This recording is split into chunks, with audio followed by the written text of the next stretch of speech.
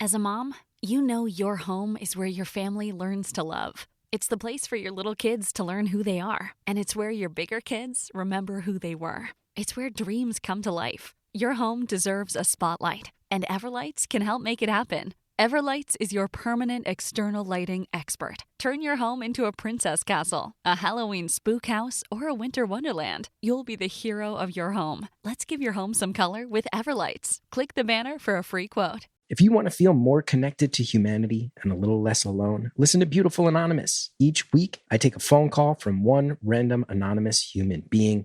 There's over 400 episodes in our back catalog. You get to feel connected to all these different people all over the world. Recent episodes include one where a lady survived a murder attempt by her own son. But then the week before that, we just talked about Star Trek. It can be anything. It's unpredictable. It's raw. It's real. Get Beautiful Anonymous wherever you listen to podcasts.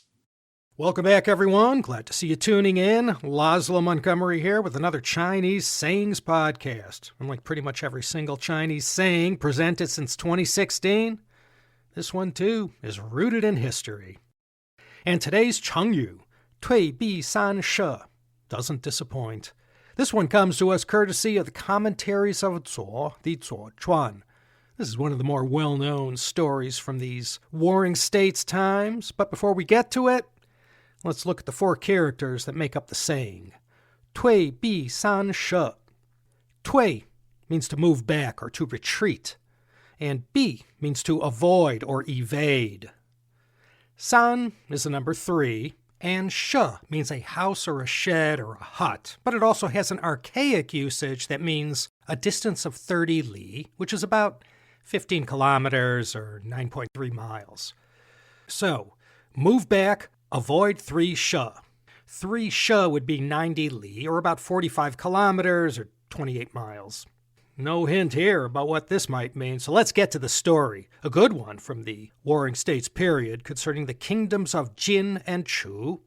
And the headliner of our story is none other than Chong Er, who one day became the heroic Duke Wen of Jin. This is the famous story from the 7th century BC involving Duke Xian of Jin. He was a warrior, and during his long 26-year reign, he made a lot of conquests and expanded the size of Jin's state. In 672, he defeated the barbarian Western Rong tribe, and among the many spoils of war Duke Xian took were 2 sisters from these Rong people, Li Ji and Shao Ji. There were so many femme fatales of this late Bronze Age in China, and Li Ji, concubine Li, she was among that loathsome aggregation. She was known as the Yi Da Yao Ji, the Witch of the Age, because of her devious acts. Now, I don't want to step on any toes over at the China History Podcast, so let's just cut to the chase about what all went down between the years 657 and 651 BC.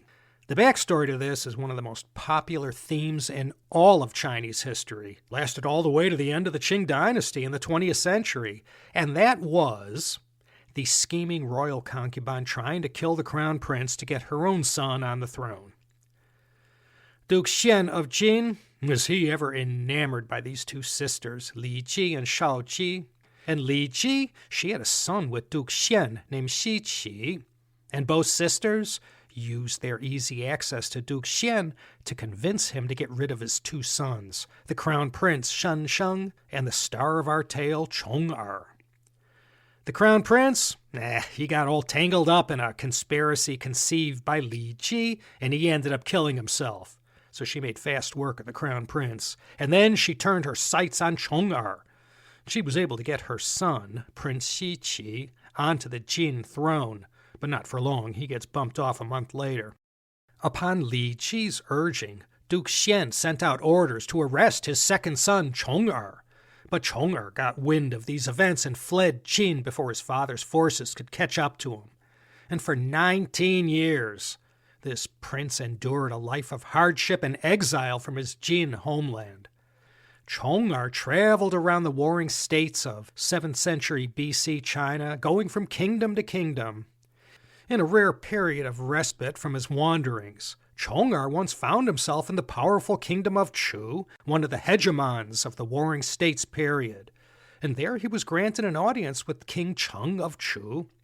Even though Chong Er was exiled and down on his luck at the time, the king of Chu saw that he was a talented and ambitious man and predicted that he would go on to accomplish great things one day. Thus, he hosted Chong Er handsomely at the Chu court, treating him like a visiting prince. One day, the king of Chu threw a banquet in Chong Er's honor, and over the course of the festivities, the king asked him, "If you ever return to Jin and regain the kingdom that is yours by right, will you repay me for all the kindness and generosity I have shown you during your stay in my kingdom?" Chong Er replied at once, "Oh, your majesty, with what can I repay you? You possess a bounty of beautiful women, slaves, jewels, and fine silks. As for rare birds and feathers, ivory, and precious animal skins, the kingdom of Chu is renowned everywhere in China for these. What can a lowly state like Jin offer the king of Chu?" The king said, "Well, be that as it may, how would you repay me for my kindness in hosting you during this time?" Chong Er thought for a moment and replied, "If, owing to the kindness of friends such as yourself, I am indeed able to return to rule over Jin, I vow to remain allies with your kingdom of Chu. If our armies ever cross swords, I vow to retreat for 90 li first, to give your army the advantage before engaging." Remember, 90 li was equal to 3 she, which was the equivalent to 45 kilometers. So now you know where this chengyu is going. In a few short years, with the help of Duke Mu of Jin, who had also hosted Chong Er, indeed, this exiled prince was able to resume his rightful place as the ruler of Jin. And it was Chong Er who was also remembered as the capable and wise Duke Wen of Jin, Jin Wen Gong. And thanks to the policies enacted during his reign from 636 to 628 BC, the state of Jin grew to become the most powerful among all the warring states. But mighty Jin would begin its decline in the 6th century BC and ultimately suffer the historic partition of Jin in the 5th century that divided the land into the new states of Zhou, Han, and Wei. So we could see where this chengyu comes from, the promise Chong Er gave to King Cheng of Chu.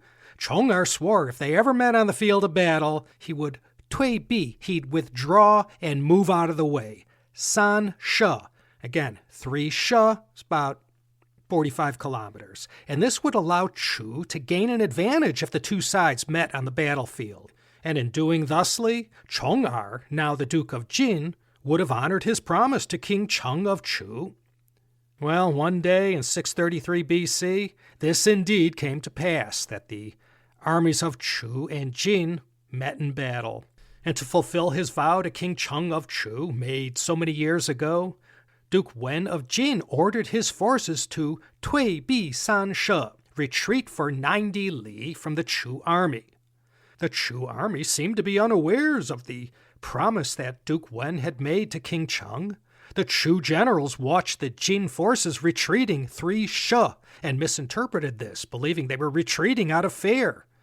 Therefore, the Chu army became overconfident and pressed on full speed ahead, believing they had the Jin soldiers on the run. But this was a disorganized attack launched too quickly before they were fully ready to mount such an operation. Thus, the Jin army was able to defeat Chu in battle, ironically because of Duke Wen's promise during his exile. So this Chinese saying, Tuì Bì Sān Shè, has come down to us to mean, figuratively, to avoid conflict, often with positive connotations of beating a strategic retreat. You're not running away, you're just ensuring you could survive to fight another day. So no matter at your place of employment, at a board meeting of your condo, in an argument with your partner or loved one, or if you're a politician, sometimes it's better to Tuì Bì Sān Shè before you act too rashly or not think something through. And so, there it is. Our thanks once again to Zhuo Qiuming for giving us this one, the commentaries of Zhuo, the gift that keeps on giving, for Chengyus anyway. And burning the midnight oil over at the Chengyu Yanjiu Zhongxin is reliable Emma, keeping those hits coming. Thanks, Emma. Well, that's going to be it for now. Laszlo Montgomery here, signing off from baking hot Los Angeles, California, and thankfully not Phoenix. Better get used to this weather, everyone. Think about coming back next time, and it won't be long. for another informational episode of the Chinese Sayings Podcast. This podcast is sponsored by Talkspace. You know when you're really stressed or not feeling so great about your life or about yourself? Talking to someone who understands can really help. But who is that person? How do you find them? Where do you even start? Talkspace. Talkspace makes it easy to get the support you need. With Talkspace, you can go online, answer a few questions about your preferences, and be matched with a therapist. And because you'll meet your therapist online, you don't have to take time off work or arrange childcare. You'll meet on your schedule, wherever you feel most at ease. If you're depressed, stressed, struggling with a relationship, or if you want some counseling for you and your partner, or just need a little extra one-on-one support, Talkspace is here for you. Plus, Talkspace works with most major insurers, and most insured members have a $0 copay. No insurance? No problem. Now get $80 off of your first month with promo code SPACE80 when you go to Talkspace.com. Match with a licensed therapist today at Talkspace.com. Save $80 with code SPACE80 at Talkspace.com.